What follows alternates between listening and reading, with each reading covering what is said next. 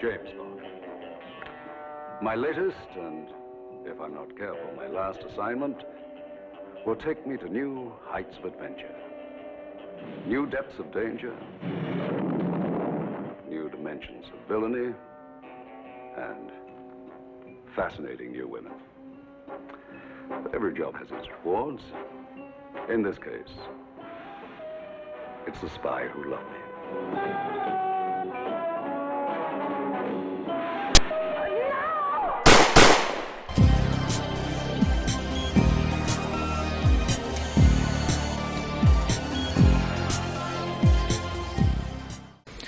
Hello, dear listeners, and welcome back to the James Bond Complex, the podcast where we discuss and review the James Bond phenomena in all its shapes and forms, from Fleming to the films and everything in between.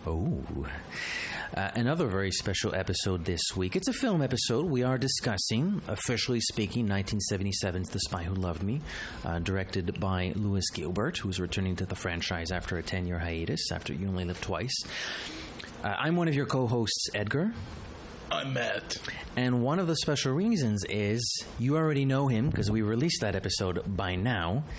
But technically, in the timeline, it's still the same day. We have Jason Kim with us. Hello, Jason. Hey, guys. I'm back again. You are back. It's almost as though you never left. Funny how podcasting works like that.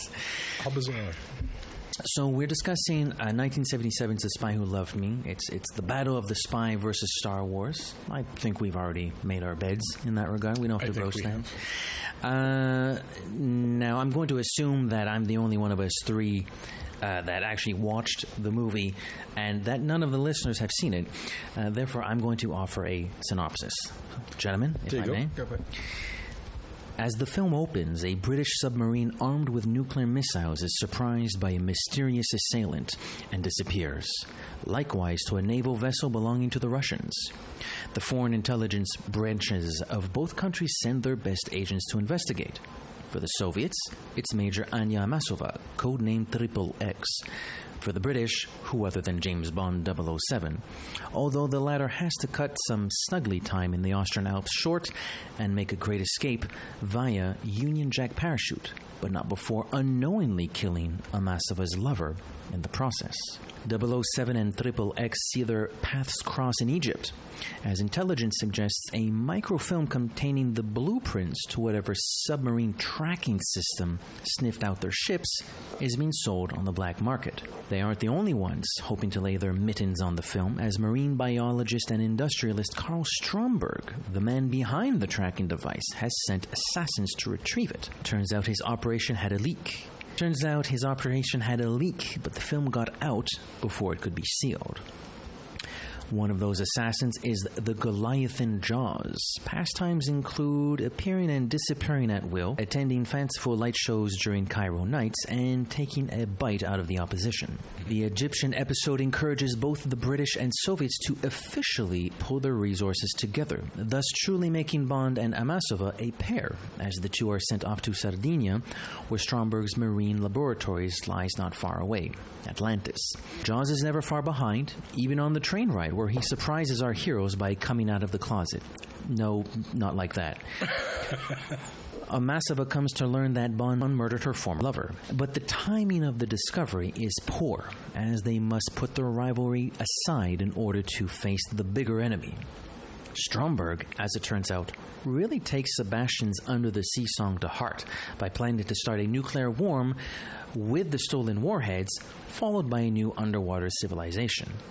Life could be better where it's wetter under the sea. A death-defying battle inside Stromberg's supertanker involving the Americans helps Bond sink Stromberg's battleship, followed by a narrow rescue of a captured Amasova, whilst defeating Jaws through sheer magnetism. Sharing close bodily warmth together at sea in an escape pod, Bond and Amasova are surprised when the pod is accosted by the British Navy, along with M, the defense minister, and Russian General Gogol. Bond, however, ever the dutiful servant of Her Majesty's Secret Service, assures his superiors he's keeping the British end up as credits roll. Thus ends The Spy Who Loved Me. Gentlemen, as listeners know, Jason, it is the very first movie you ever saw, which still warms my heart and maybe other parts of my body. So what, I guess general thoughts, like what is so special about The Spy Who Loved Me? To me, there's many factors, but first and foremost, it was The Spy Who Loved Me was the first film that successfully showed that the Bond franchise could move on post Connery's heyday in the 60s. Not even Sean Connery, when he returned twice to the role in 71 Diamonds Are Forever or Never Say Never Again, kind of outdated when he returned in his two respective returns, whereas Spy Who Loved Me, it epitomized everything that was British, and it took every trope that characterizes the James Bond franchise, whether it be the gorgeous locations, the glamorous woman, fast cars, the diabolical villains, Bond himself, the style. It took all those tropes and the British panache and maximized each trope to the fullest and executed everything so perfectly. And I'd also like to note that this was the first Bond film that was solely produced by Cubby Broccoli himself. What you just said, Jason, is pretty important. There are a lot of things that are really interesting about this film, let alone its greatness. It's the moment in the franchise's history where it comes into being. Obviously, if you're listening to this show, you probably have a good indication of the evolution of the franchise. But, just in case there are a couple of people out there that don't know, it's following The Man with the Golden Gun that Harry Saltzman, one of the co-producers since the start of the franchise, he has to share his sales. He's made some pretty bad investments. His movies haven't been making money.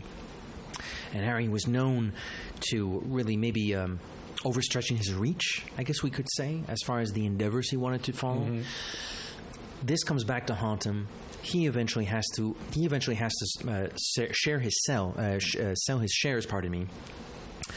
Which kind of results in the first time in the franchise where there is a plus 2 year gap. Yeah. Because Golden Gun is 74 and Spy is 77. So it's the first time where there's a slightly longer gap between films. And yeah, there's understandably a lot of pressure on Cubby's shoulders at this point. And I don't know if it's because they thought, to an extent, I have to imagine they thought they had their backs against the wall and they had to come out swinging. And if it failed, they were going to go out in a blaze of glory, I suppose. But man, do they ever come out swinging right from the outset in the pre-title sequence. Oh, God. I mean, let's start, we tend to do these films in chronological order, so let's go with it. I guess technically we do see the British submarine get kidnapped, although we don't see by what. Like, I love that moment where he's in the periscope and, my God, and it cuts, to the head office back in Britain, and then Gogol, who we haven't seen until now, General Gogol, who we'll see a lot, is actually introduced in this film. But then we get to the good stuff. Let's go to the Austrian Alps, guys. Via Canada. Yes. Part of it. But keep going. I know. Keep going, Edgar. Oh, thank you. So basically, Bond is snogging with a wonderful, wonderful blonde. Don't know who she is. Not important. And essentially, he receives text messaging circa 1977. Yes, he receives a little text. Pretty much, it comes out of his watch. I wonder how much of the product of the content do you think he has in that watch? It's funny because I receive text on my watch these days. Your GoldenEye watch. Well, my GoldenEye watch, and it doesn't. I have nothing that jets out and I can read. So. And I think it's in this pre-title sequence, going back a little bit to what you were saying, Jason, the Britishness of this film. I mean, Bond gets the text message. He puts on his beautiful, beautiful onesie, yellow snow outfit. And as he walks out of the cabin door, the blonde says, "But James, I need you." So does England. You have a little little horn. I mean, right from the outset, we get that feel for the Britishness of this movie. I love it, and I feel like I've been hogging the mic, but Bond 77, the tune, the track, Bond 77. You know what? soundtrack-wise, I know some people dislike the soundtrack because it's very, very disco-y, but it just fits this movie, this mood that the movie has, and it's one of the I've used that track for the podcast. Which one? I think it's the Bond expansion. I use that one because I love that track. I listen to it all the time. It's on my playlist when I used to run. It's one of them that I use to like pump myself up. It's great, and the ski sequence is perfunctory at best, but it's capped by an amazing stunt. I don't know if it's perfunctory. I think there's a lot of good camera work going on, especially the shots that are from behind Bond. So there's obviously somebody on the skis taking the liberty, presumably without pose, because somebody has to hold this camera, and they're shooting Bond. They're shooting film of Bond from behind. I think it's. I thought it was very well choreographed, personally. Yeah, all of those things are true, but I mean, it is. They've done particularly the same stuff for Honor Majesty's Secret Service. What tops this stunt is the ski jump. They're doing some classic Bond stuff, but they're, you know what? Let's do something crazy, and it's an insane stunt. And don't forget the ski pull gun as well. Yeah. Gadget. when he goes in reverse when he skis backwards, and that's where actually he kills Amasova's lover. By the way, actually, we maybe went ahead. I love Agent Triple X's introduction because she's in bed with her lover. We're assuming it's the dude who's the Russia's best agent. Yeah, it's going to be another Arad Grant type of villain. And then she approaches the little mic, which is in a lullaby box or a music box, so to speak. Agent Triple X, and you're like, oh, a woman. So that I had to put that one in there. Good. So that's a neat little moment. But let's talk about how this pre-title sequence concludes. I mean, my question to you, fine gentlemen, greatest stunt or greater than greatest stunt? You have no other options. Greatest stunt of its time, for sure. It's quite something. I would love, not that I necessarily want to go back in time and live when there wasn't internet, but there's a part of me that wants to be in the theater on opening weekend in 1977 and watch that for the first time. I'm glad you mentioned that because a lot of documentaries I've seen of this film usually say on premiere night of The Spy Who Loved Me in London Odeon Theatre in Leicester Square, everyone's jaw dropped when Bond jumps off the cliff, but once the parachute of the Union Jack opens, I heard the general consensus I always get is that the entire crowd rose up and applauded. How could they not? I mean, I heard even the royalty who were attending Prince Charles at the time even stood up and applauded. Wow, I mean, that's maybe a little less surprising. Obviously, the royalty would. I mean, good on them.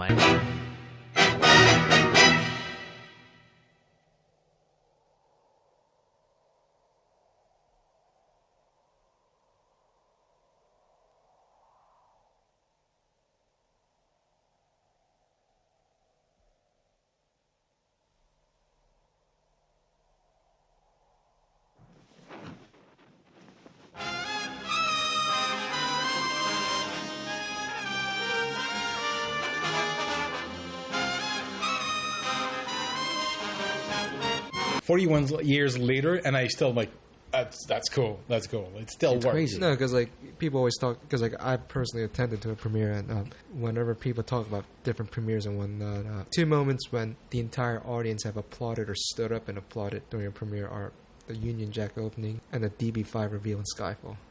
Oh, I like that. That seems to be the general consensus, at least from what I've always heard from audience. Very interesting. Not a big, a big small moment. Yeah, the DB5, it's a big small moment. It comes out at the right place in that movie. And then right after this credit sequences, we jump into Carly Simon's "Nobody Does It Better," and to me, that is still the best theme song. Really? Interesting. I think that's interesting. We should have had you on for our theme song rankings episode. That would have been interesting. I heard that one too, but from the 24 Bond theme songs, a lot of them are great. By the way, I think Carly Simon's is the best of all of them, and her the title of the song says itself.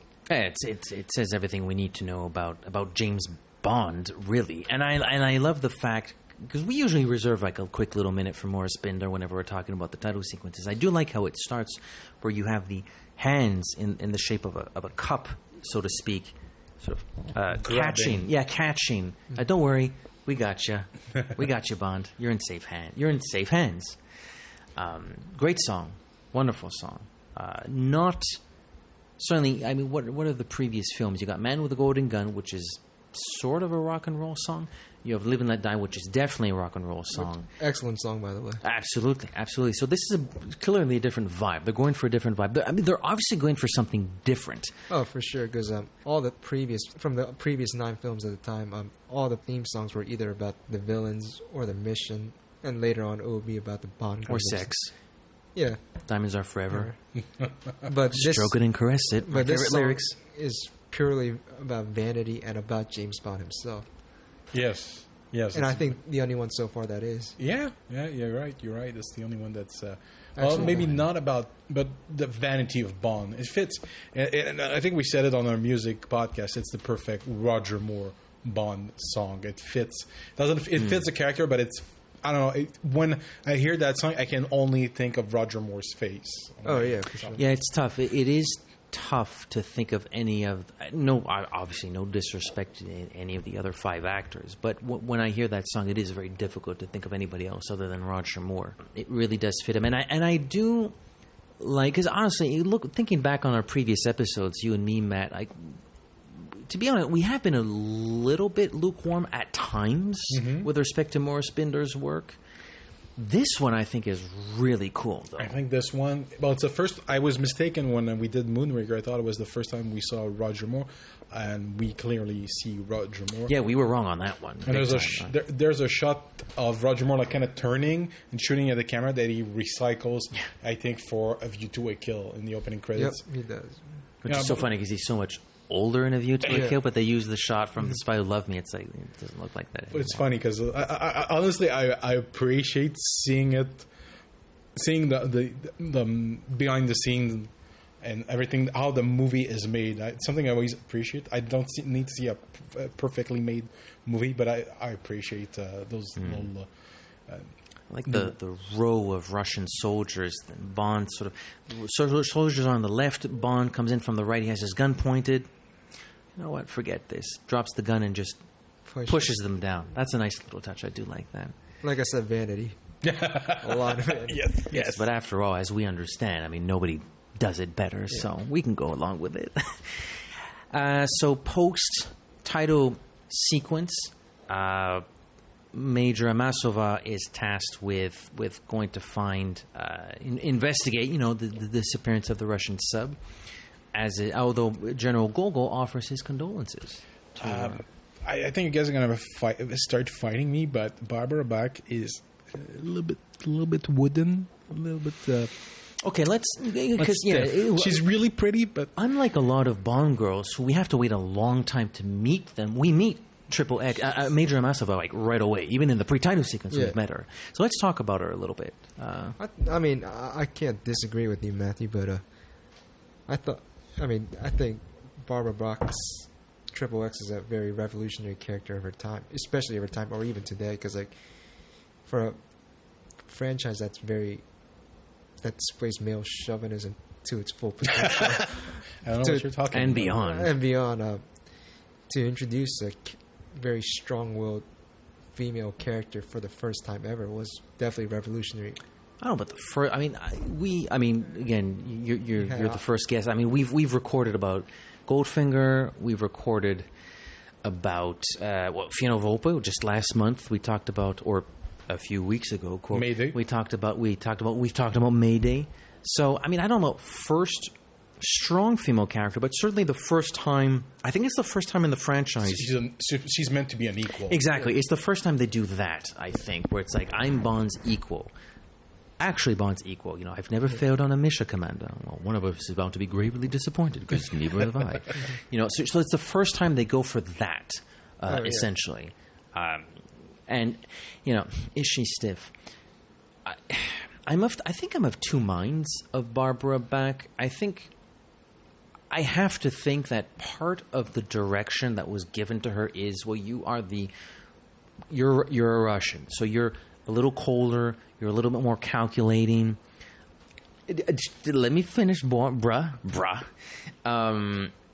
So I think there's part of that going on, but there are moments, I will admit, there are moments where you think she should be putting in a little more oomph, and it doesn't look like she's capable of it. Yeah. So I'm sort of like in the middle. Like, I'm not entirely disagreeing with you guys. I'm not entirely agreeing with you guys. I'll give her a little bit more credit, but I will still say she still remains one of my top 10, or I think top 5 Bond girls. She's in your top 24 Bond girls? Top 5, actually. But despite the actress's weaknesses, she does a good enough job. But she, was apparently in the running for the part was one of your favorites, Lois Childs. She was temporarily I have heard that. retired, but I'm like, you know what? I think you could flip it, and she would be better as the Russian than she was as the American. I think Barbara Bach would be better as the American, but it's those type of wishful, we'll never know, stupid casting. But I think she has a little bit more. I don't know. I think she has more range than Barbara Bach does. Oh, Lois Childs? Yes. Oh, absolutely. No, there's no doubt. I think the emotional when Gogo tells her that her lover is dead. Apparently, he was in the running of one time to play Bond himself. When she should have a little more a reaction, and she's dead eye. She's just like, again, I don't know. Part of me wants to believe that has something to do with the fact that, well, she's a Soviet. It's the Cold War. Nobody likes the Russians. They're cold bastards. They're cold. Am I trying to convince myself that that's part of what's dictating the performance? I'm willing to admit that, but again, I do think there are certain moments. I'm thinking most notably of the boat ride on the Nile, where they spend the night on the boat, and she's sort of describing, shed bodily warmth and this and that. It's like, it's great. They're great lines. I'm not convinced they're being delivered in the best way possible. I think it was intentional, by the way. You think that's intentional? It's tough. Hers, Barbara Bach, not Triple X. I agree that Triple X is awesome. But yeah, she's tough. I feel she's one of the toughest performers we've had to evaluate. Because I don't know, is she that wooden, or is it because she's playing a cold Russian that she's wooden? I've seen her in another movie called Force 10 from Navarone. She's in that? Yeah, with Harrison Ford. I don't remember that. And Robert Shaw. And it's like the sequel to Guns N' Navarone. Yeah, it is. And it's a Bond reunion, because it has Richard Kiel, Robert Shaw, and Barbara Bach. Jesus. And how is she? She kind of played the same character.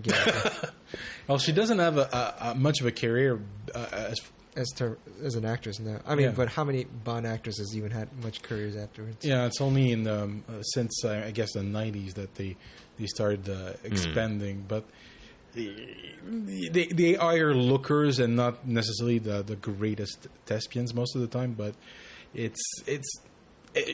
she doesn't ruin the movie. It's not like what's her name in A View to a Kill that Tanya Roberts. Change for 15 minutes.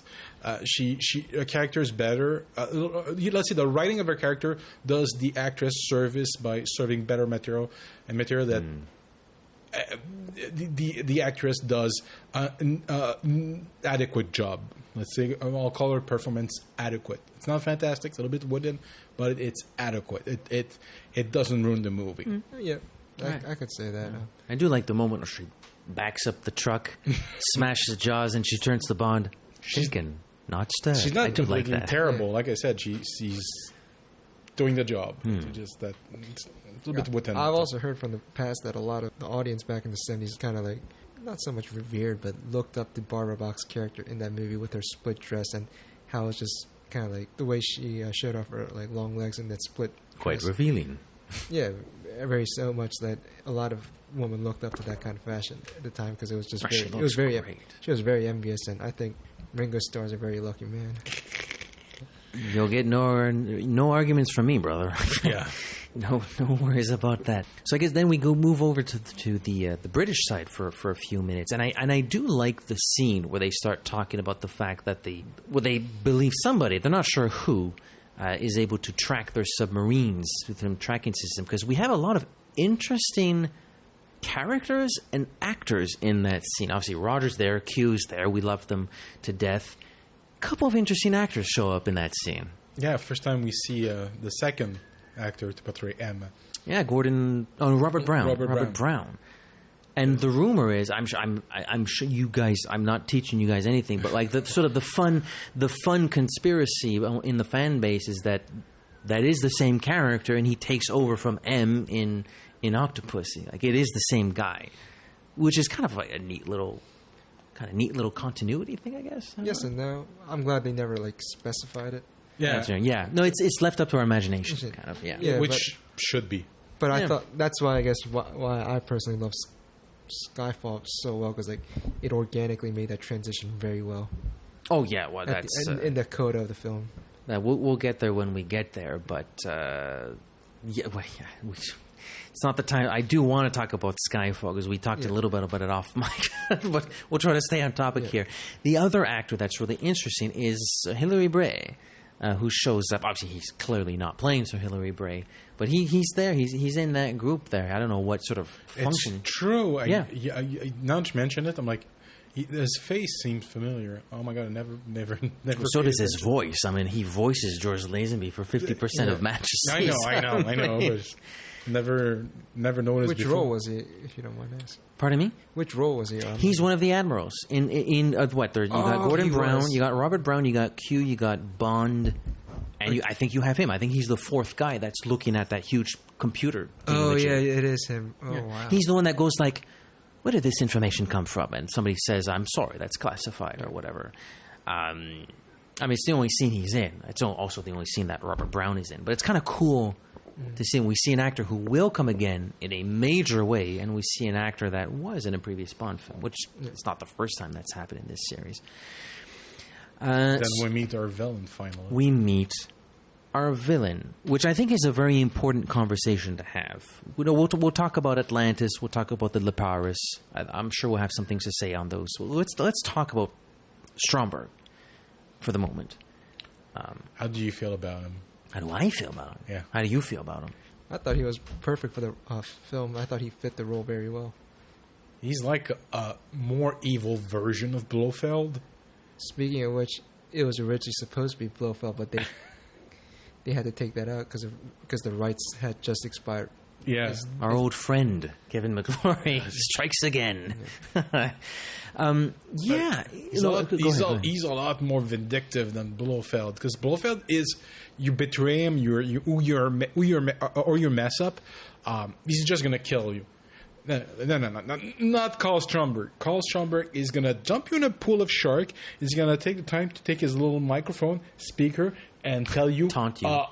Okay, you're going to die now because you betrayed me. You're meeting the greatest penalty, blah, blah, blah. I don't remember what he said, but he taunts her. I'm like, whoa. It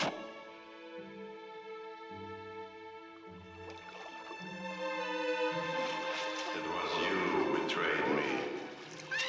You had access to all the information. Now you will pay the penalty.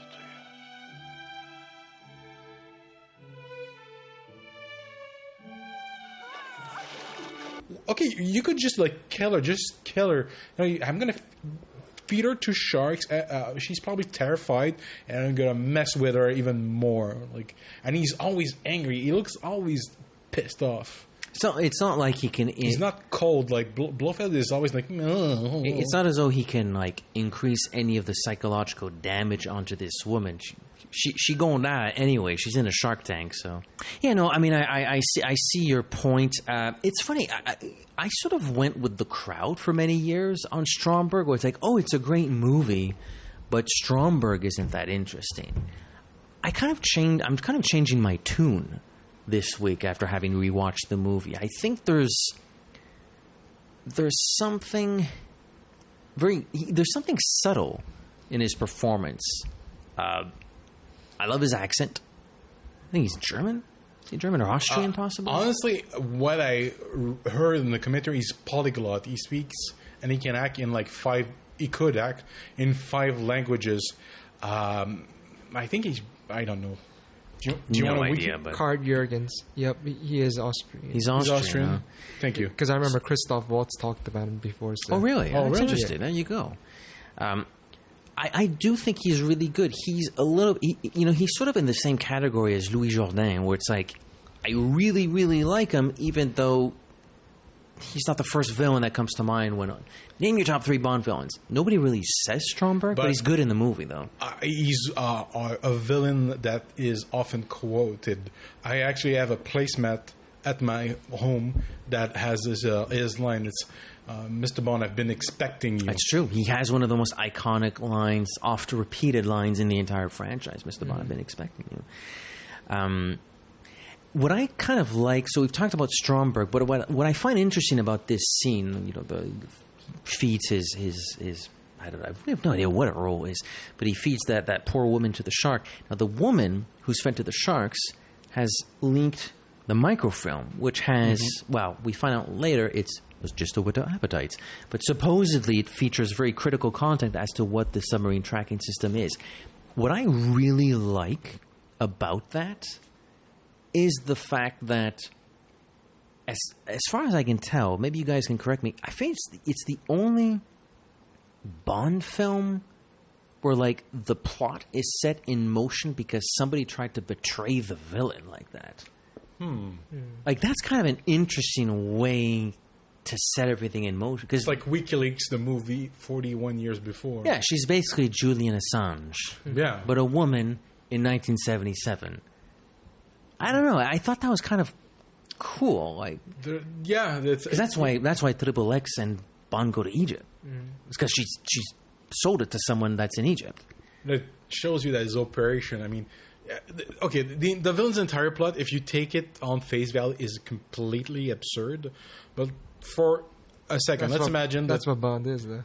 Yeah, I know. But yeah, it's perfect. And sadly, I mean, okay, I'm gonna skip ahead. But one of the things I enjoyed in this movie, and I was slapping, and I was yay when it happened, is 2 giant armies fighting each other. And I asked myself, when was the last time there was two giant armies fighting each other? The last time I can't think. Oh no! It's well, technically Octopussy, maybe. Oh, okay, right. As of modern day, when it was like, yeah. Because the first time was you got Living Daylights, which is not that much later. But there's 2 giant armies fighting. Well, you got the Mujahideen and the Russians. Oh. Yeah, but still, it's over 30 years. 31 years ago. It wasn't still, yesterday. You're right. But it's the color coded uniforms that I'm like, it's like G.I. Joe versus Cobra. I'm like, oh, this is like a G.I. Joe movie. If they make another Bond video game, they should make an FPS where you play one of the soldier, the Stromberg henchman, or a member of the Marines, that's the game. They should make a Medal of the Medal of Honor template or the Battlefield template, whatever they are, but like the 5 or 6 Bond climaxes that have giant armies: Piz Gloria, the Le Paris, the Volcano, Fort Knox. Thunderball, the Bahamas, underwater. You'd have an underwater level. Yeah. You'd have Afghanistan. You can make a game out of this. So do we want to talk about Atlantis at the moment? Because we do. This is sort of the revelation of Atlantis. Yeah. I want to talk about it because I listened to the commentary and they spoke about something called Aquapolis. It was at the Japan Expo in 1975, and apparently, and I saw pictures of it, and it looks like just an oil platform that could apparently sink and raise, but the thing that they built is just beautiful. It's aesthetically so pleasing. It's all in curves. It looks like a giant octopus or a frog. It does sort of have a bit of an amphibian, aquatic texture to it almost, or a shape to it. Of course, our friend Ken Adam is back. He's taken a couple of movies off, I feel. When was he last? I think the last time was for Diamonds? The volcano? Was the last time? Was he only twice? Was he on Diamonds? I can't recall. I can't remember. Well, his point is... I'm Wikipedia. He back. Yeah, so thoughts on Atlantis. I mean, so a yay here. It's definitely a yay for me, Jason. Oh, yay for me as well, too. All right, 3 cheers. 3 cheers to Atlantis. Down with human civilization. I'm applauding. So we this is where we bugger off to Egypt, I believe. Yes, delve deeply. Delve in. When one is in Egypt, one must delve deeply into its treasures. Thank you. I find we've seen a lot of interesting things so far from a visual perspective, but I feel it's when the Egyptian sequence starts that we really get to see. What's his name? Was it Claude Renoir, I think, who shot this movie? Yeah. And isn't that bizarre that Claude Renoir, the son of the famous painter, the Bond movie, who was going blind apparently at this stage. I mean, for my money, there are a lot of great-looking Bond movies, but for my money, The Spy Who Loved Me is one of those. It's one of the first ones where I feel like the lighting and the cinematography really... it's more than just pointing at a nice location, which is what a lot of the previous films did. They went to great locations, and they knew where to point the camera. That's good. But I find The Spy Who Loved Me is the first one where there's something a little bit more artistic about it, I find. I wouldn't say... Because a lot of the stuff from the 60s is super artistic, but... the stuff from the 60s were done by Technicolor, so so the cinematography, or at least the first 4 films are excellent. But I agree with you, Edgar. When I watch Spy Who Loved Me, whether it be Egypt or Sardinia or Atlantis, it really captures the essence of James Bond and transporting me into this world of imagination, and the cinematography definitely kind of like captures every moment of that too. Like I'm in Egypt with Bond, or I'm in Sardinia with him, Bond, and Anya. Just be with Anya. We don't really need Bond during that. We can have Anya. But no, absolutely. I think the Egyptian sequence is really interesting. I love that shot where like Bond is far away. We don't see him, although we can see like the shaft, so to speak, of these 2 walls of an Egyptian building, and we're in the shadow, and then we see like just Bond's silhouette like show up from right to left. I just don't feel like any Bond films had been shot like that before. They tried to bring the production to the modern day, because the last 2 movies they look kind of crummy. If you from memory, I haven't seen The Man with the Golden Gun very often, and the production design they changed the ratio for the last 2 movies, and this is the first time that we're back full screen. There you go, like not that fast, and it is gorgeous. I mean, there is a haze in the image that I appreciate. It looks like that gentleman's name Jeffrey Unsworth. He was the DP on Zardoz and Superman the movie, and if you remember, like Krypton, all of the shots are a little bit white. There's a little glow everywhere, and especially when he photographs the ladies in The Spy Who Loved Me, Claude Renoir, that like brings all the women look like they're glowing. That's what it felt to me. Mm-hmm. None of them will look ugly. Everyone looks like what's the name of the Valerie Leon? I think she's in Never Say Never Again. Also, when she opens the door and she delivers her a message, she's just beautiful. Just like I just want to like die and look at you for the rest of my life. Mm-hmm. But there's a lot of shots like that every time there's something beautiful, there's a glaze to it. Oh, speaking of which, I mean, we have the light show near the pyramids at night. I mean, that's something else. I think that's absolutely. It's creepy. The music is great. We see Jaws in action for the first time. Feels like a horror movie. Oh, absolutely, absolutely. When I first saw this movie, I was very young. I didn't know it was a Bond movie, and I was certain it was a horror movie. It scared me. It's kind of shot like a horror movie. I mean, you have like this massive killer going after. Why does this little man decide to leave the crowd to isolate himself where nobody can find him, where there's this giant killer after him? Isn't that the question everyone asks in every horror movie ever? I guess so. But this guy's already in a crowd.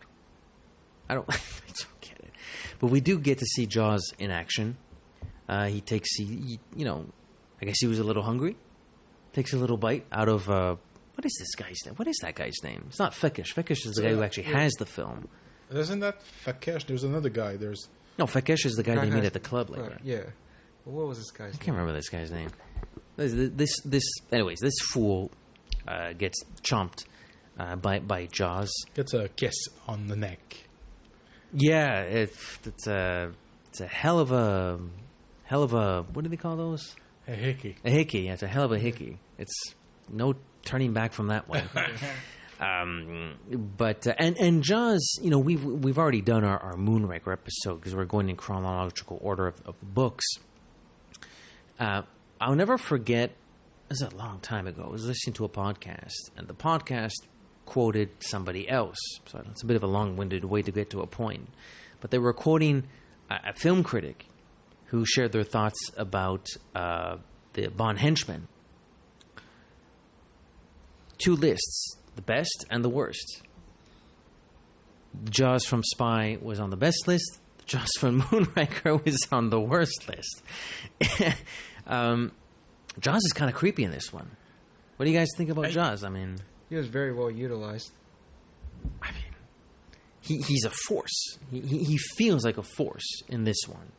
Whereas I think in Moonraker, he's almost there just for like the comic relief, kind of. In Moonraker, there's one scene where he's actually very effective in the carnival when you see the silhouette of the giant clown. Yeah. Actually, that's a scary scene. And there's moments in Moonraker, but people forget. I would just put him on the best list. I wouldn't put him on two lists. I think he's still effective. He's more comical in Moonraker, but he's still effective as a threat. He's captivating. I mean, I think you commented on he should have done like a kids movie. He has a ton of kid appeal. He should be like My Friendly Giant, but 20 years before they made that movie. What happened to Jaws and Moonraker is strictly the reason why I believe fan polling should never take place in production, because that's why Jaws got turned friendly for Moonraker, because he appealed to the kids, and yes, a lot of parents wrote letters to the Broccoli family and Lewis Gilbert at the time, and seeing how Moonraker turned out, that's why I strictly believe film production, especially for a Bond film, should be a dictatorship, not a British referendum. Absolutely. I think I actually had a conversation once with someone who was a bit of a cinephile himself, and somehow the conversation sort of went to that sort of a subject. What about fan? We make these movies for the fans. Okay, fair enough. But even though you're making it for the fans, they shouldn't necessarily do what the fans want, because fans. He's pretty smart dude, but he was pretty intransigent about this point. He was like, filmmakers shouldn't listen to the fans. The fans ultimately don't really know what they want. They'll just shoot out the first thing that comes off their heads. So, yeah, it's we've already done the Moonraker episode, but yeah, it's I agree. Like it shouldn't be a referendum. There should be no poll question. They shouldn't listen to what fans want, but what fans like. I don't know if it to me it makes a difference because I mean I like Jaws. Okay, you like Jaws. Okay, we're not going to bring that character, but what do you like about Jaws? I love that he's big and scary. Okay, we're going to get somebody big and scary, but instead of stealing his mouth, we'll get Grace Jones. Grace Jones. I don't know, but they've had other like big. I mean, Mr. Inks is like the descendant of Jaws. I mean, I can see a lineage from Hot Job to Jaws to Mr. Inks, like these. And even, what's his name in Tomorrow Never Dies? Stumper. Stumper is like the Jaws of that movie. It's not as charismatic as Richard Kiel. Funny thing aside, apparently in the novelization, they explain he has an origin story in the novelization. I can't wait to get into that one. But apparently he got beat up pretty bad and they kind of smashed his face. And it's Stromberg that found him and saved his life and had his jaws mouth rebuilt, sort of. That's what I'm paraphrasing. I haven't read it yet, but that's what I understood. It's interesting. Let's move on. Hey. Actually, we skipped over a pretty good Roger moment where he kills Shandor off the roof. Where's Fekish? Pyramids.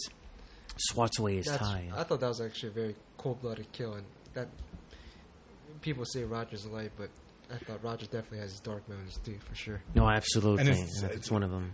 That's why they're so effective. He doesn't have many, but when he has, they're like... Because they stand out. They stand out. They're like, what? And that brings me to I've alluded to this moment.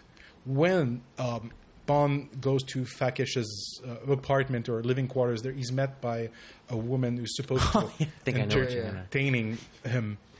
And at one point, they go into a bedroom and he's making out with her, and he's kissing her in the neck. And at one point, she notices Shandor, and she's no. And Bond, he turns her the fucker. Does he? Is it her or Bond? Does he for the light? Oh, it's definitely Bond. I think he uses her as a human shield.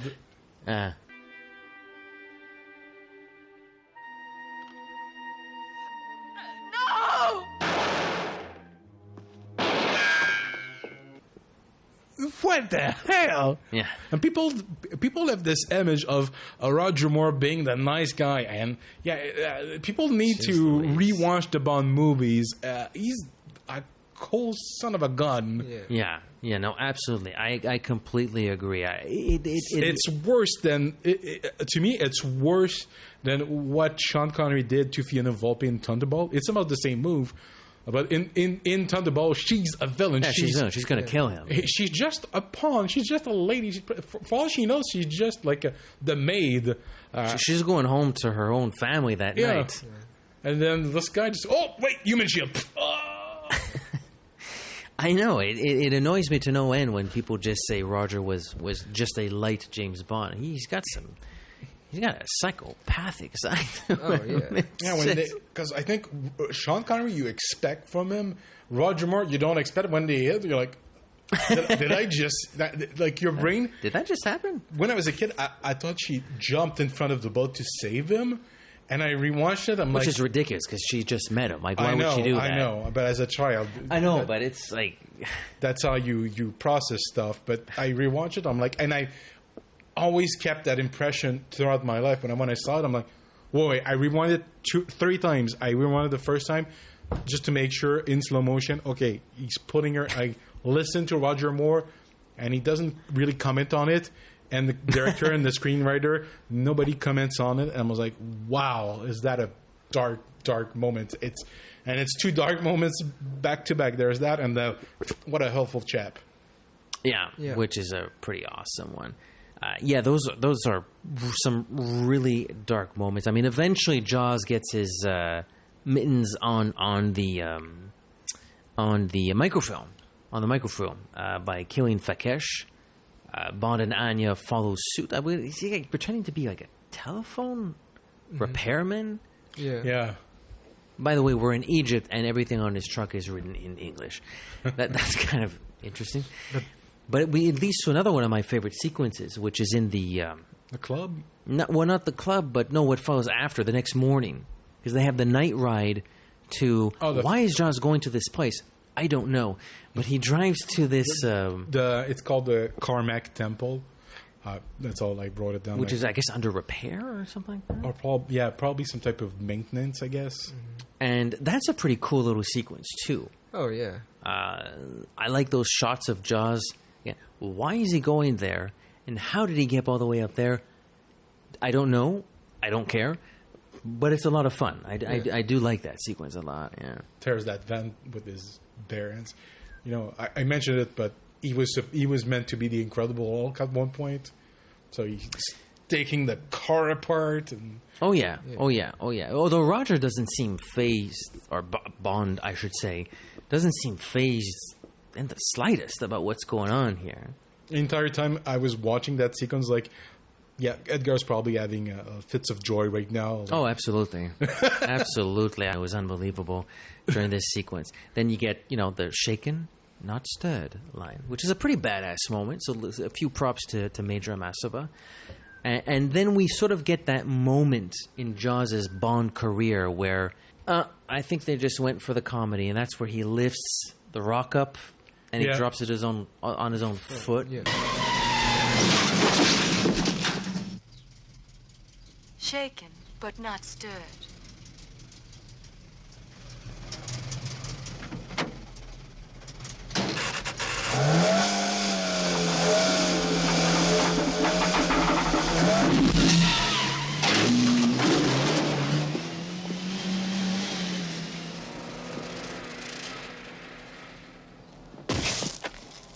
Yeah, that's like, oops, I think we just turned a page on him. Uh-oh.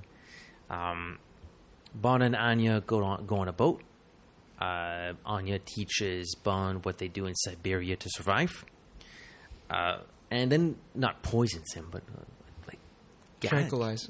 I guess a tranquilize, like through a spray of some sort. She doesn't do a lot of fighting. That's the thing. Like, she's meant to be, but she sends henchmen. She's, you know what?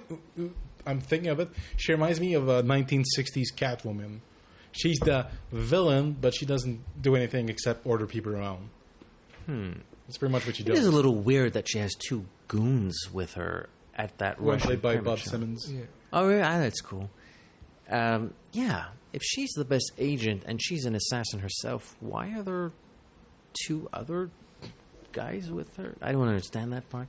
But again, I love this movie, so I don't care. And then we go to the actual pyramid, where after a little bit of Bond Moneypenny tit for tat, although really, really brief this time, they barely talk to each other at all, Bond sees Gogol. Oh my God, what's going on here? I love the sting. Ding! When he sees him, he's like... Yeah, well, what the hell? And he's looking at him like, what the hell? And the Q Lab. Now, as an engineer, how many of these gadgets can you make us? I think this movie was a little bit more realistic with some of the sprays and whatnot. More realistic. Interesting. What about that tray, that decapitating tray that... Get a strong magnetic force field. Yeah, I think it's possible. All right, then. All right. By the way, I'm officially putting in an order for one of those. I have enemies. What the Q say in the movie? Make sure that gets to the... what is it? He does... Oh, this is the dinner party. Party for the Prime Minister? He mentions a name, but it the Raja? No. I can't remember. Harper's party? Yeah, I want this ready for Stephen Harper. I know a lot of Brits would love to send one of those to Theresa May or Boris Johnson's office for sure. Oh, she's so wow. I mean, well, I'm not terribly well versed in British politics, but I, we all know a little bit what's going on in that country right now, particularly with those two people. And then we have one of my favorite moments in this film. I mean, a film complete with great moments is this little where they're projecting this microfilm on a white screen, and in turn, Anya and Bond are like guessing where they're upping each other. I do like that. Well done, James. Actually, Comrade General, it's in Sardinia, you know. And Gogo's just having a ball here. Yeah, Like, it's like, oh, two such talented people. Oh, you should work together. And they're like, no. oh, yes. And so we bugger off to... they're going to Sardinia, which is an island, but they're going by train? Some cities, there are trains in Sardinia. There are rails. And they could already be in Sardinia. Yeah, They're just going to where they need to be. Yeah. Just enjoy it. It's a Bond movie, and they're in a train. When Bond goes in a train, good stuff happens. Yeah, like fights. Hostage situations. Hostage. and well, you were just wondering, why Amasova doesn't fight too much. She does try to defend herself against Jaws, but I mean, this guy's just so freaking... We just read the book, and that moment where Jaws is in the closet is a direct reference, I feel, to the sequence in the book where, after making love to Bond, the Vivian sees the other goon that survived the initial fight in the reflection in the window, and she sees it glancing at him. It's echoes that moment. Echoes. What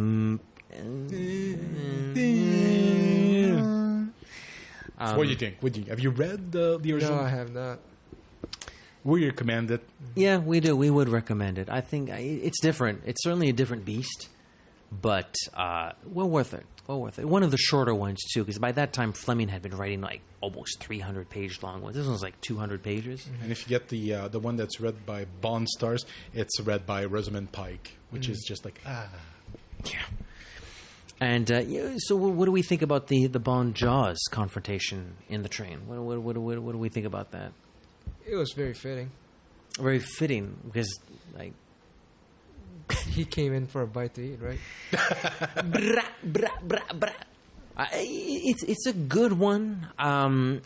It's fine. I mean, Richard Kiel is not super athletic. We know Roger was not super athletic. I still think they get away. I think the limitations of the space they have actually kind of helps because they're dealing with people that are not athletic, so they don't have to like jump and run all over the place because they don't have much space to work with anyways. Creates tension because they're using furniture to fight, and Bond is getting his ass beat. Pretty much. It's pretty funny when he has him and he's pushing him against the ceiling. And I was listening, and when you watch it, I didn't know this before, but it's clearly a dummy. That he's oh, just really? Yeah. Yeah. I guess you don't want to hurt the stars. Yeah. Well, they said that Richard didn't have the strength to like push Roger. Roger is like 6'3", so he's a pretty big dude. Pretty big guy. No, he's only 6'1". I met him, so Oh, He's 6'1". not that intimidating. I mean, he was a little taller than I was, so yeah, that 6'3" is pretty big though. Well, age probably shrunk down, but yeah, probably smaller than he said. But still 6'1", it's still pretty big, and it's just crazy when Jaws grabs him by the throat. It almost covers his entire face. Oh yeah, I do like that shot. It's an indicator of how massive Jaws and how strong he is as well. So I feel like they're almost trying to make up for the like ridiculous comedic moment where he drops the rock on his foot. It's like no, Jaws is a serious villain here. So after a little bit of electroshock, which is kind of a bit of a like iffy moment, like why is he keeping his mouth open if he knows he's going to get electroshocked? But whatever, it's a great movie, so nobody cares. Bond and Anya meet. I'm Naomi, Mr. Stromberg's pilot. So, I've seen her elsewhere. I've seen her do one of those Christopher Lee Dracula movie. I might have seen that one too. Dracula, I think 72 or 71, where they moved from the 1800s to the 70s. Oh, is she something? She is. It's funny how she's left an impression on the Bond fan base, even though she's really not in the movie all that much. This is another interesting point about Naomi is I've seen a recent interview. Naked? No, what is it? I've seen a recent interview between Roger and Caroline Munro before his passing, and it was kind of interesting. As we keep talking about how Roger is always perceived as being lighthearted, but I don't want to jump too far ahead, but I still will. But is Roger is the first Bond to actually kill a woman on screen. Oh. Hold on here. Well, I mean, Connery kind of kills Fiona. But he, like, intentionally... I don't know. He doesn't... He pulls the trigger... Time to say goodbye to an unwanted guest. Yeah, but this time he's actually shooting her down. She's not shooting her with a gun, but a missile is just as bad. Yeah, that's true. And that actually caps off a pretty badass chase sequence. Like I really like what that helicopter is doing, and what the Lotus Esprit is doing. Oh, that was a brilliant car chase, I thought. Yeah, and then I felt like a lot of the remnants of that car chase were seen later on in Spectre with the license plate. With the rear firing guns and whatnot. I guess so. Although that it kind of had a callback to it when I watched it. Although this one's kind of unique because it's a freaking helicopter that's chasing the car. Oh, I'm not talking about just the helicopter. I'm just talking about the whole car chase from the motorcycle. That's true. Yeah, that's true. From the motorcycle to Jaws Ford and then the helicopter stuff. Because it was like a 3-level game stage. I felt like so. Yeah.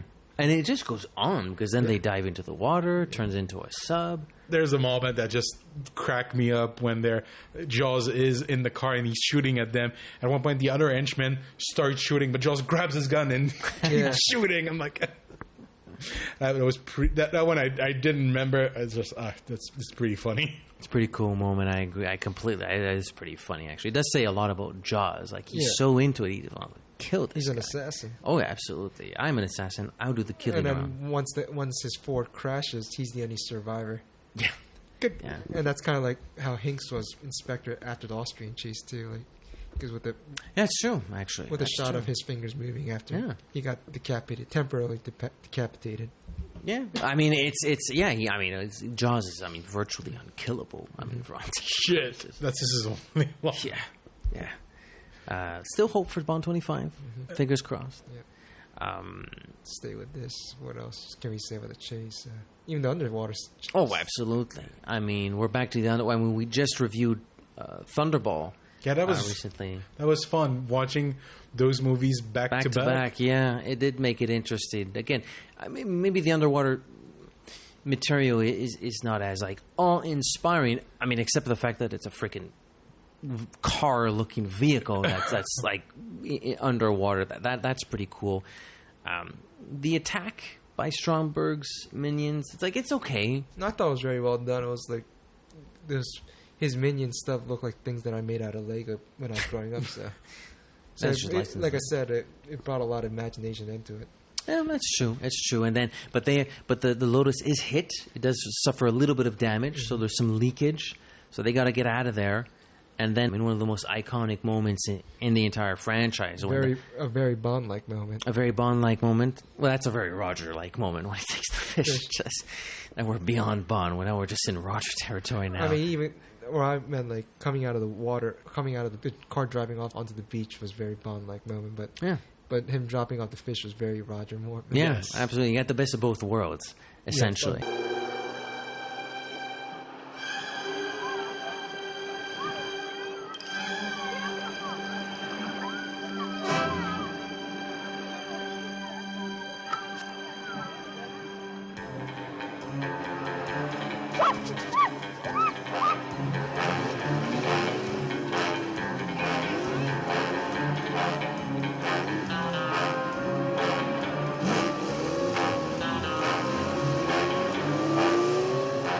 I wonder, I'm certain he came up with that idea. No, Roger did come up with the idea. I listened to a commentary about that, and I remember Louis Gilbert was completely opposed to it. That's really? What he said. But then eventually Roger talked him into it, and he's like, yeah, let's just... Even though it made no sense, but it was a very, tongue-in-cheek. Fish... Like, how big was that hole on the roof for the fish to come in? Yeah. But... it's a great movie, so nobody cares. I think I've been saying that 12 times so far in this recording. Then we get to a really interesting moment. Like, this is a big moment in the movie in their hotel room, where I think Bond offers Anya a cigarette, and she, it's a good cigarette. The lighter. The lighter, yes, it's the lighter. and he reveals that he was in the Austrian Alps recently. Graz, Austria. And, geez, who else was there? The dude he killed in the pre-title sequence, who was Triple X's lover. So now things change dramatically. When this mission is dead, I will kill you. But what I really liked about this sequence was because Roger is, as we keep mentioning, is very known for his lightheartedness as well as double entendres. But it was a very dramatic moment for Roger when he says, when you're speeding down 70, 80 miles an hour with someone trying to put a bullet in your head, you don't remember the faces of the person who's trying to do it. And yes, I did kill him. Yeah. It's a really... It was a dark moment too. Yeah, and again, it's because of the aura surrounding Roger Moore that I feel... I guess because he's so nice and he's so funny, whether he's as Bond or in interviews, all these little moments. Where's Fekish? Killing Naomi. When you're traveling at 70 miles per hour, you don't have time to look at somebody's face. Killing Locke and Ferez only. The headshots in October. It's like because Roger had such a personality, nobody mentions these moments ever. Yeah. But they're all there.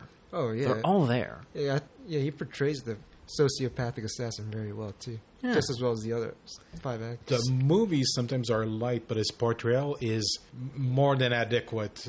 He's dark when he should be dark, and he's funny when he should be funny, and people forget about that. Oh, yeah. There's a lot more nuance that Roger brought to the role than people give him credit for. So essentially, they joined the Americans. I don't remember exactly why they're joining the Americans. I guess because everybody's vessels are being captured. They're like, well, let's call the Americans for help here. That doesn't go so well because Stromberg's supertanker, the Lapparis, swallows them up as well. And, of course, Bond and Major Amasova are on the American vessel as well. So everybody gets kidnapped. And this is basically where we find out what Stromberg's end game is here. And I feel like, I guess you got the hollowed out volcano and you only live twice. That's like the first time the villain is completely batshit. But ultimately they're like, I don't remember Blofeld. Well, he doesn't want to start World War III, in fairness. But, yeah. So I guess this is the second time where we see a completely off-the-wall villain. Oh, yeah. And I would also like to make a note of Atlantis. Is another important thing about Spy Who Loved Me was this was the first movie where the Cubby Broccoli 007 stage was built in Pinewood Studios just for this movie, and it has since been used for all the other Bond film productions. It's also been burned down, I think. Oh, since. Yeah.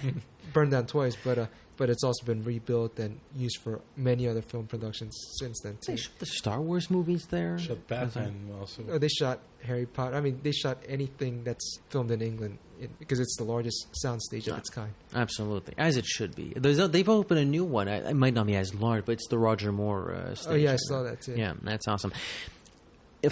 I'm quite certain it's either in the James Bond archives or some kind of hero, although I had heard about this previously. Do you guys know who showed up on set and helped Claude Renoir for like half a day, maybe just a few hours, to light the interior of the Lapparis? Big Stan. Absolutely. Stanley Kubrick. I love it. I'm a huge Kubrick fan. I'm a huge Kubrick fan, but I get... Nothing gives me more pleasure than saying, "Oh, you like Stanley Kubrick?" Well, he worked on a Bond movie. He did. It was only for half a day, but he was there and he worked on the movie. Kubrick liked James Bond. That just warms my heart so much. If he didn't give a shit about James Bond, he wouldn't have accepted the help. He used Ken Adams on Doctor Strangelove also. Great sets. Great sets. Exactly. So we finally get to see the interior of the Lapparis. So this is... I can't remember what episode I said something like this, but this is like Ken Adam on crack again or on acid. I mean, this thing is, my God, this thing is huge. I mean, there's no 3 nuclear submarines in it. There are 3 subs in it. Yeah, they built it. There are 3 submarines in it. Military-grade submarines in this thing. What other movie can you say that they have 3 nuclear submarines on a set? Crazy. It's insane. And we get one of your favorite things in the entire franchise when Bond helps the Americans and the British escape. Where are the Russians? I don't know. But he helps the British and the Americans. Sure, Yeah, I know. It's like, that's one thing I noticed on this viewing this week. I was like, wait a minute. There was a Russian sub that was captured too. What happened to those people? But we get. I mean, one of your favorites, but I think we all agree it's always fun when we have 2 armies face off against one another. And this is a good one. Yes. This is a good one. Nice little moment. Might be one of the best, if not the best. It's certainly in contention for number 1. A lot of grenades in this one. Yes. Oh, and a lot of people about to toss grenades, but there's a grenade behind them, so they get blown sky high. That happens a lot in this one. I like that. And that's when the Bond decides to disarm a nuke to blow up their command center. The shield for the command center. Yeah, because they're behind this impenetrable... they lose a few men trying to pierce that with that shield with grenades, and nobody... Don't worry, I'll do it. Purvis, James, you, follow me. 20 seconds later... Oh, no. But they do get through. God bless the Leparis' captain. In his dying breath, what does he have to say? Not, I'm sorry. Not, tell my wife. You're too late, Bond. Go to hell. Just die already. So, yay or nay? Bond sits down, opens up an instruction manual, and starts reading it and turning the pages. Yay or nay? Yay. Yeah, I thank you. Thank you. I love it. I love it.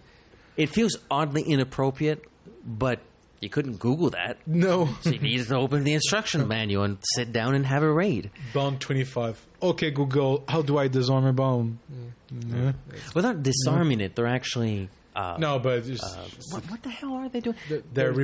They changed the coordinates of the submarine. Yes. Hence that big globe, which is awesome. I love the globe map. That's awesome. Where you... and you see like the animated missiles crisscrossing and then boom. Too big. Kind of. Boom. It's Moonraker, the book. It's what it reminded me of. That's true. Actually, yeah. There is a little bit of Moonraker, the book, in this movie. That's true. Anya's been captured during all of this, so the Americans make their getaway with Bond in a sub. The Leparis, like in my synopsis, they sink his battleship, so that's gone. But Bond says, "Give me an hour. I'm going to save Anya. I have to save Anya, despite the fact that she says she's going to kill me." It's a very swashbuckler moment. It's a very Roger Moore, but it's a very swashbuckler moment when the protagonist goes to the villain's castle, or in this case, a super underwater city to save the princess or the girl. Absolutely. Oh, I love it. I absolutely, and I love the fact that again, sort of, I find we do this maybe a little bit too often than I'd like, but it kind of also echoed later on in Spectre when Bond goes to the Vauxhall build. Yeah, absolutely. Like Vauxhall Bridge trying to. So like it's like moments like this where it's those swashbuckler moments like this where he's set in a stage where he has to save the princess or the girl in the top of a villain's lair. That's kind of like what brings the magic of this series. No, I think those are great points, and I think it's another example of the character of James Bond being more noble than a lot of the naysayers say so. Yeah. I mean, she did say she's going to kill them, and he still decides to rescue her. But the mission's not over. Before we go there, another Roger moment that I'd like to bring up is another dark Roger moment. Is he shoots Stromberg to death, but technically, if you think of it, he's shooting an unarmed man who's posing no threat to him. Yeah, in cold blood. True. Because he shoots his load, misses, and Bond just goes to town on him. It's not like his plan is going to work anymore. They've already foiled his plan. Yeah. Now that you think of it, it's like. But I also love the scene where he says, where Stromberg opens his elevator floor and says, "Goodbye, Mr. Bond," and Roger comes up and says, "Oh, you did want me drop in, didn't you?" It was a very Roger moment, but it was a lighthearted Roger moment and a very dark Roger moment. And they're both back to back in very rapid succession. Yeah. I do like the shot of. I mean, Stromberg is obviously breathing his dying breath at this point, but the shot where he's falling down and his face is in a lettuce leaf and he has his mouth open. And then there's a Tabasco bottle as a product placement in the background too. Really? Yeah. That's Interesting product placement in the shot where the villain just died. Yeah. so strong, it's going to kill you. So we got one final confrontation for the moment between Bond and Jaws. How does that grab you? Neat little moment. Warner Brothers, Looney Tunes, Tom and Jerry. Yeah, I thought it worked. It's still entertaining. Yeah. It's not, maybe has a little whiff of Looney Tunes to it. By the way, I love Looney Tunes. So so do I. But there's the difference between Looney Tunes and Bond. Although it does lead to an awesome moment where Jaws is done now. He's in the shark tank. Nope. The shark gets it. That's pretty cool. I do like that. Again, that's that reminder, emphasizing the point that you do not mess with Jaws. The shark couldn't get him. Bond rescues Anya. Atlantis blows up because the Americans have received order from the Pentagon, I'm guessing, to blow it up. They escape in the pod. One of my favorite moments in the entire franchise when they're in the pod, Bond turns around. Perhaps I misjudged Stromberg. Anybody that drinks Bollinger 52 can't be all that bad. Yeah. I can't describe the joy that moment gives me. And but wait a minute. Anya has her gun pointed at Bond. Is this the end of James Bond? Has he met his match? Bottle opens. Anya can't help but smile. Before that, Bond or Roger says in a very Roger manner, saying, "In my country, Major, a condemned man gets to He's get granted his a last wish." request. Yeah, granted. Mm-hmm. And there's gonna be a little bit of over the next little while, and of course, nobody. Oh yes, they fornicate and they're sort of snuggling. And says, what will they say? They'll never know. Of course, they are picked up by the British Navy. XXX 007. Bond, what do you think you're doing? Keeping the British end up, sir. Enter a Showtunes version of The Spy Who Loved Me. Thus ends The Spy Who Loved Me. But Bond will return in For Your Eyes Only. Yeah, well, that's what the credits say, but as we know, history dictated otherwise. Mm-hmm. Sorry, we sort of have to, at least one of us has to be somewhere pretty soon, maybe even two of us, so we sort of rushed to the final half hour of this movie. And we're going to skip what happened in the year 77. Star Wars came out, and... Yes, that's pretty much the biggest thing. Final thoughts on The Spy Who Loved Me? 11 out of 10. Music to my ears, Jason. God bless you, and thank you for being on this episode. If you want to introduce somebody to Bond and they want to see a good one, that's actually a good one to start with. I don't know if a 12-year-old would enjoy it as much as we probably did because they grew up on the Fast and the Furious and Marvel and stuff. But like I said, this movie took every trope and maximized everything to the full potential. Yeah, and did it so well. So yeah, I think people always say like Casino Royale because it's a reboot, but like if you want to see a true quintessential James Bond movie, I always say Spy Who Loved Me. The villain's plot, the girl, the locations, the vehicle, the gadgets, everything Carly Simon's theme song. The theme song. Even the score, everything that you associate with Bond, the henchman that gets reference other stuff. The Simpsons, when they reference Bond, they either reference this movie or Goldfinger. It's so iconic that it's even today they still try to recreate it. Oh, one last point is when I did meet Sir Roger Moore in Harrogate, England, a few years ago, I wanted to ask him this question, but someone beat me to it. You played Bond the longest out of any other actor. Which was your favorite? And he immediately said Spy Who Loved Me. He said he enjoyed working on it the most, and he enjoyed being in Sardinia, and it's my favorite. It's definitely my favorite of his too. So it's a fantastic film. It's a great achievement. Its technical merits, its story. I think it's one that has the best written Bond. Not just one of the best written Bond girls, but why and how they meet. And their relationship because of what happens in the pre-title sequence. For that reason, I actually think it's one of the better written Bond films as far as script goes. It actually is. I'm a big script guy. I like analyzing script, and I think this one has one of the better ones in the franchise. So yeah, I mean, 11 out of 10. Simpsons keep quoting it. I mean, what else is there to say? I mean, it's absolutely fantastic. Yeah, I mean, I think they need to eventually go back, not necessarily to those types of movies, but a tone that's fun and a little bit lighter, because they've gone so dark and gritty. But with those darker moments. Yeah, just to remind you how dangerous Bond is. When you look at something like Spectre, it's meant to be, but it's filmed dark. It's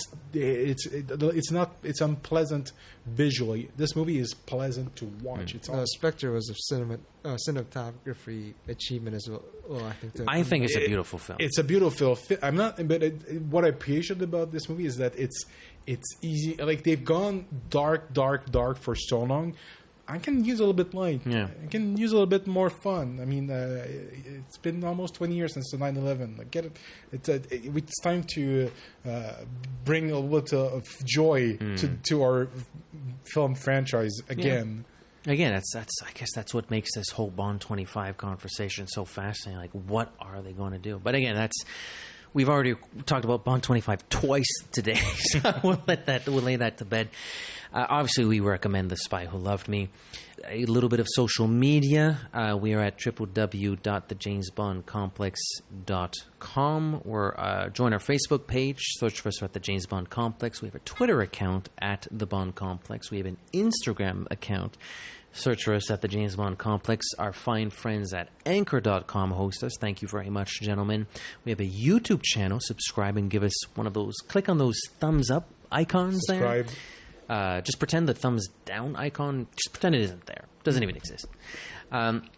Search for us and subscribe to us on Google, if you can Google that, and search for us on iTunes and subscribe. Put us in your feed, review, and give us a 5-star Golden Gun review. We always appreciate it. We are. Me and Matt are on Twitter individually. I'm at @00pop. That's the word _OH_pop. I'm at Matt Auclair with 2 T's. Jason, what is your... I know we asked you this like 2 hours ago, but it's a new episode. What is your social media presence? Just my Instagram, JASXON88. That's what I'm talking about. And Jason, I don't even think I said this at the end of our Secret Origins episode, but thank you very much for coming on to the show. It's a pleasure. It's long. We were recording this on the Saturday of Labor Day weekend, so you're spending the weekend in here. It's nice to see you again since Quebec City just about a year ago.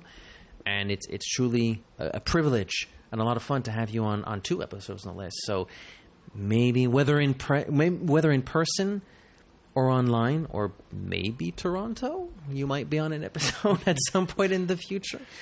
So thanks again, Jason.